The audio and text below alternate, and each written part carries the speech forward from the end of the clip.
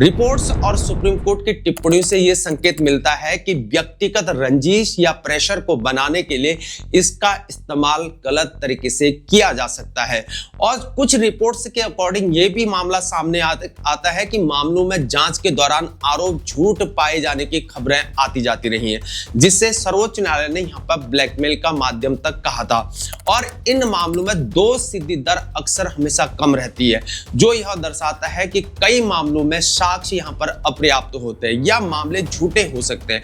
कई बार भूमि का विवाद या पदोन्नति या व्यक्तिगत रंजिश के मामलों को जातिगत रंग देकर एक्ट के तहत यहां पर केस को दर्ज कर दिया जाता है। और सामान्य वर्ग के कर्मचारी और अधिकारी किसी भी अनुसूचित वर्ग के व्यक्ति से बात करते समय भी यहां पर भयभीत रहते हैं कि कहीं कोई यहां पर गलत शब्द निकल गया, उनके खिलाफ शिकायत का मौका न बन जाए। अधिकांश मामलों में एफआईआर के बाद उचित जांच के बिना चार्जशीट दाखिल कर दी जाती है और एफआईआर दर्ज होने से पहले मजिस्ट्रेट के आदेश तक प्राथमिक सत्यापन हो।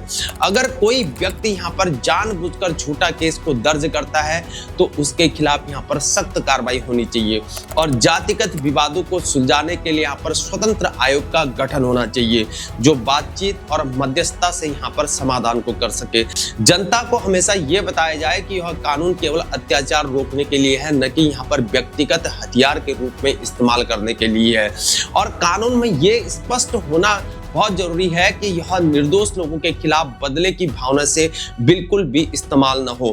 कानून का उद्देश्य यहाँ पर पीड़ितों को यहाँ पर सिक्योरिटी देना है, लेकिन इसके दुरुपयोग से निर्दोष लोगों को होने वाली परेशानी एक यहाँ पर गंभीर चुनौती बन जाती है, जिसके लिए अदालतों ने इसे कड़ा करने की आवश्यकता बताया है। हर बार कानून समाप्त करना यहाँ पर समाधान नहीं है, बल्कि इसे संतुलित और ट्रांसपेरेंट बनाना बहुत जरूरी है और इसका दुरुपयोग रोकना ही देश और समाज दोनों के हित में होने वाला है।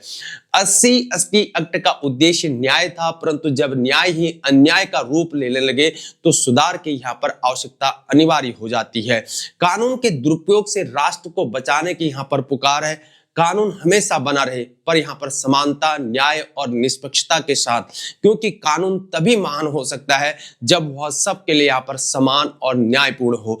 जातिगत भेदभाव को एकजुटता से यहाँ पर रोकना होगा, लेकिन इसके लिए यहाँ पर नियत को साफ होना बहुत जरूरी है, सियासी उल्लू सीधा करने के लिए नहीं। यहाँ पर अब तक हम यहाँ पर गरीबी और योग्यता को जाति के चश्मे से ऊपर नहीं रखेंगे, तब तक यहाँ पर समानता सिर्फ कागजों पर रहेगी।